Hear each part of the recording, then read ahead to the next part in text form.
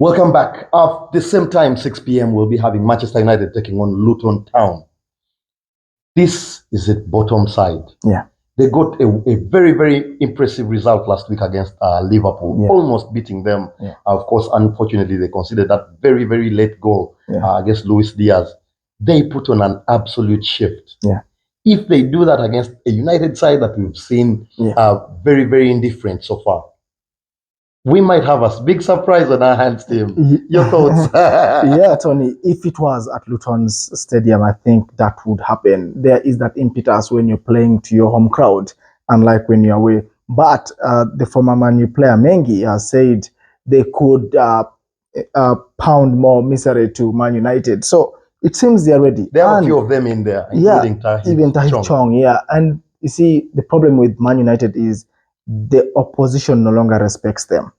And when the opposition has a chance, then for sure you're going to get a game in your hands. And if they do score fast, they'll have more belief. So Tony, wait for a game there. Very, very interesting. Of course, Manchester United come into this particular one on the back of a very embarrassing defeat against Copenhagen. Unfortunately, they had to go down to 10 men in the first half after that VAR check for the Rashford stamp on the Copenhagen player. I thought the coach perhaps didn't manage that game well. When you go down to 10 men, you're leading 2-0.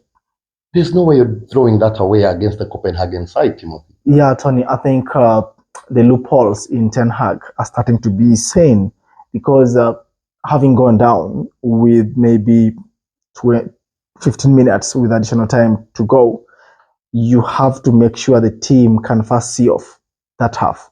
And then during about 7 minutes left. Then during the break is where you try to understand. So I thought maybe United would have gone defensive, which they did not, and allowed Copenhagen to score the 2 goals. And the moment Copenhagen goes into the break level United, there is only one winner there. So United have to start managing. We've watched Man City, we've watched Arsenal, Liverpool winning games with less men. So United not managed to do that against Copenhagen, even if they had taken United to the last minutes at Old Trafford. You still thought United was the better side going away. Very, very interesting. Of course, it was a bit curious to see that the coach didn't react after going 10 to 10 men. You have to be a bit cautious. You cannot really continue pushing.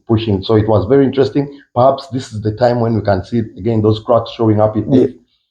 Looking at the team, though. We had another scare for Evans. He hobbled off in this particular game. We brought in Varane. What is going on there?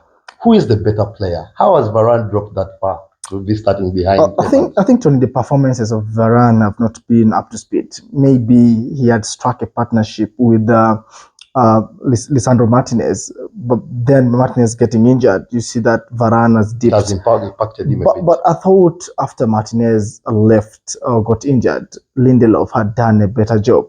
But again, having watched Maguire's performances, it seems to leap above the pecking order.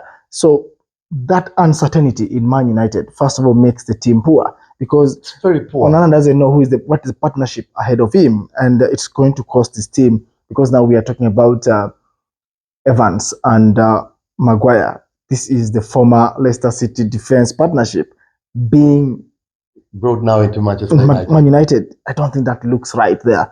So it's going to be too much. But for me, in my opinion, I would think maybe Maguire and Lindelof try back that partnership that worked 2-3 years ago and then see how it goes on from that.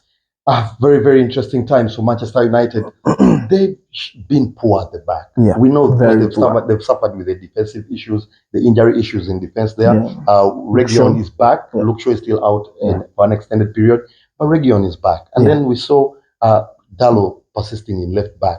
I think that's another issue for the coach to address. And Tony, I think that is the weaker side of Erik ten Hag. The moment he sees you trying to play better, he just keeps playing you. Because, yes, Dalot has been playing right back. He's deputized before in that left back.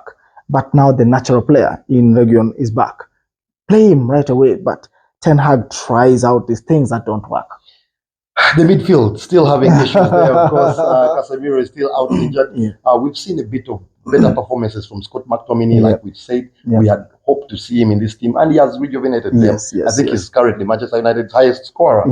Very interestingly, we still haven't seen them coordinating as well as perhaps they should. Eriksen still looking a bit leggy. Perhaps he needs a bit of rest. Sofiane Amrabat. What's going on? I'm seeing him now getting dropped out of the team. Yeah, I think so. Sofiane has also dropped in that midfield partnership. And like you mentioned, Scott McTominay is playing well. But if you're critical, it is Eriksen who looks to be the holding player and then allows Scott to be running up and down as Bruno tries to support them. So Amrabat, I think in a defensive game, he could be the player. But in a game that United think they are going to... They need to unlock the defenses. Then Eriksen will be the one playing. And I'll not be surprised if Eriksen starts tomorrow. It will certainly be very interesting. Up front, though, Mr. Rasmus Højlund, he likes scoring in the Champions League. Shies away when it comes to the EPL. Something is happening to this boy team. We are expecting big things from him. We expect big things, Tony. And he could have had a first half hat-trick in that Champions League game. Scored 2 goals there. He is the top scorer right now with 5, by the way. But in the Premier League, he's gone 7 without an assist or a goal. But the opposition in Luton, I think this is where the coach can tell Højlund, maybe this is the day. And he has to tell the players to supply, because if Højlund kicks off, then Man United maybe will have a chance. But if they do not, if he doesn't, then they'll keep struggling.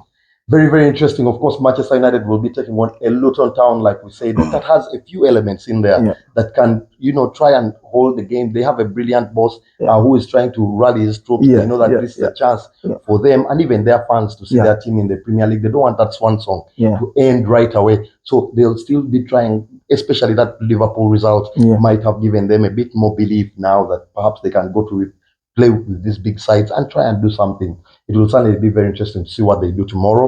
Of course, Manchester United, though, being at home, they've struggled a bit, but we still need to give them a chance. I've gone for 2-1 Manchester United. Yeah, I think Carlton Morris always has a goal looking at that defense. But I don't know what's biasing me this time. I think I've gone for a 3-1 Man United. Very interesting. Manchester United really should be able to see off a Luton Town there on Saturday. Evening, 6 p.m. East African time. You cannot afford to miss that one. Manchester United currently lying in 8th place on 18 points. Of course, they'll be hoping to continue their push up the table. Luton is in 17th on 4 points, of course. It will 6 points. It will be very interesting to see if they can still be able to put up a performance in this particular one. Don't go away. We'll be back with the Super Sunday that you've been waiting for.